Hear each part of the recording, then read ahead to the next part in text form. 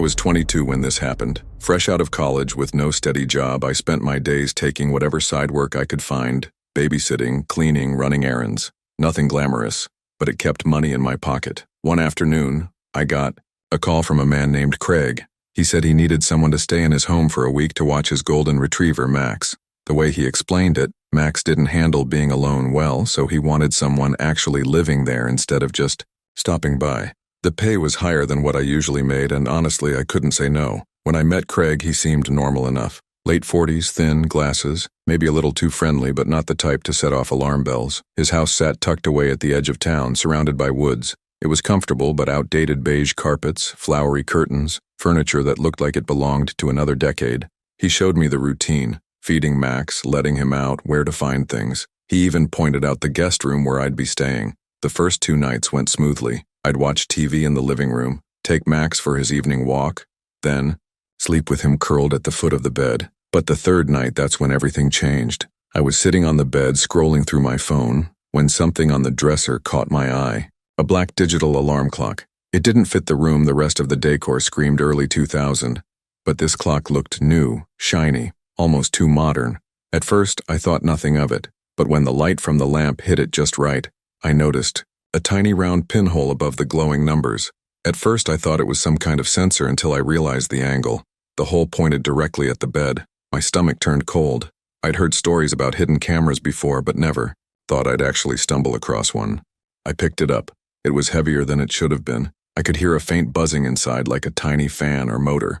That's when Max suddenly lifted his head, ears perked, and whimpered toward the hallway. Then I heard it too. A door closing. Not the front door. Somewhere deeper inside the house. Every nerve in my body lit up. Craig wasn't supposed to be home until the weekend.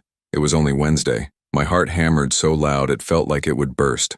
I placed the clock back on the dresser and rushed to the door, locking it just as slow, deliberate footsteps padded down the hallway carpet. Then came his voice. Craig. He called through the door, calm at first, saying he'd left something in the room and needed to get it.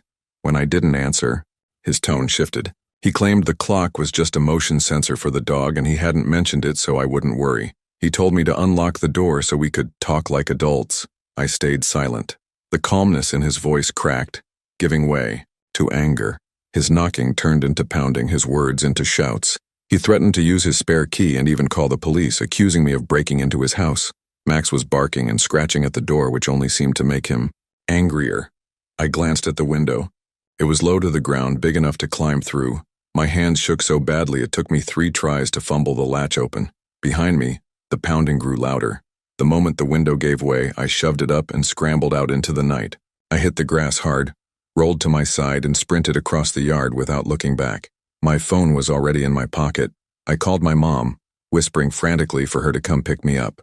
By the time her car pulled onto the road 15 minutes later, I was hiding behind a cluster of mailboxes, scanning the shadows like something might leap out at me. I never went back. Craig tried calling, but I blocked him immediately. A lawyer later told me that without proof like actual footage or the device itself, it would be impossible to press charges. Craig could just claim it was nothing more than a harmless sensor. I lost 3 nights of pay, and the woman who had recommended me to him never responded again. To this day, I don't know if she knew what kind of man he really was.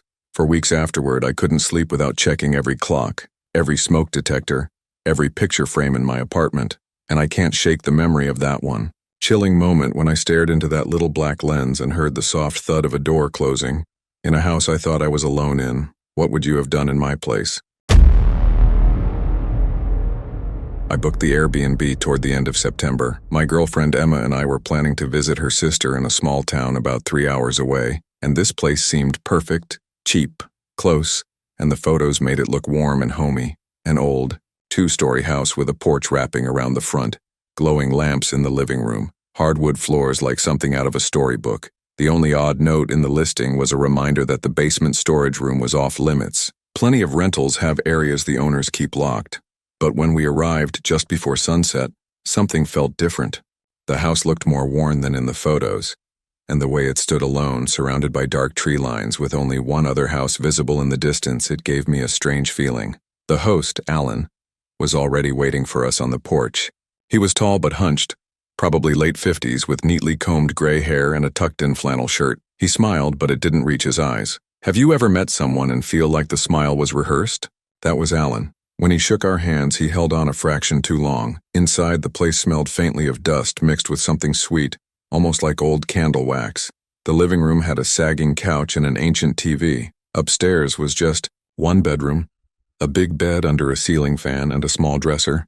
But when he showed us the locked basement door, his tone shifted. He tapped the heavy padlock and said firmly, "This stays locked. Don't go down there." No smile, just an order.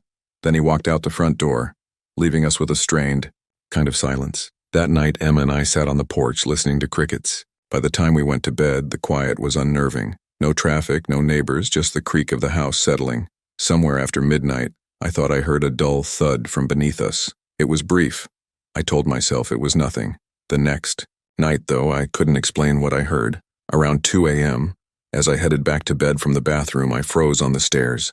From below came the sound of something heavy dragging across the floor. Slow, scraping, then a pause, then scraping again. My first thought was maybe Alan had come back unexpectedly, but he'd told us he wouldn't be around.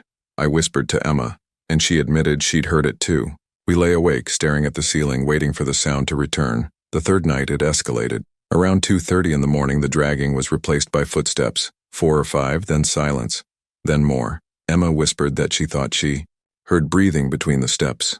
The air in the room felt heavier, like the house itself was holding its breath. By morning, I was on edge. I checked the basement door was still locked, but when I leaned close, I caught a faint sour smell, damp and stale, drifting from the cracks. That night, the noises started earlier, metallic tapping, footsteps pacing. It went on for nearly an hour. Emma barely spoke to me at all before bed. She was pale, distant. The fourth night broke us. Emma stopped brushing her hair and asked if the smoke detector above the bed looked strange. I climbed up to check and my stomach sank. A small, black dot in the center gleamed differently from the plastic. I unscrewed it, and inside was a tiny camera, its light blinking. My hands went cold. Another lens poked out from the wall near the dresser, both aimed straight at the bed. That was it. We shoved our clothes into our bags and left without a word. At the nearest gas station, we called the police. 2 officers came with us back to the house. When they entered, they collected the hidden cameras and recording equipment. We explained everything, the noises, the basement, the off-limits. But when they reached the basement door, we froze. The padlock was gone, the door stood wide open. The officers went down first. A few moments later, we heard shouting, movement, then one of them called us down. What we saw made my blood run cold. Alan was hiding in a closet down there, surrounded by a monitor and equipment, watching feeds from those cameras. He was arrested, on the spot charged with trespassing and invasion of privacy. Emma and I never testified in court. We just gave statements. The rental company offered us a voucher, probably to keep us quiet. But no voucher in the world can erase what happened. To this day, I can't walk into a rental without scanning the ceiling, mirrors, or smoke detectors. And I'll never forget lying awake in that silent house, hearing footsteps in the basement below, wondering who or what was really down there. Would you still be able to sleep after discovering something like that?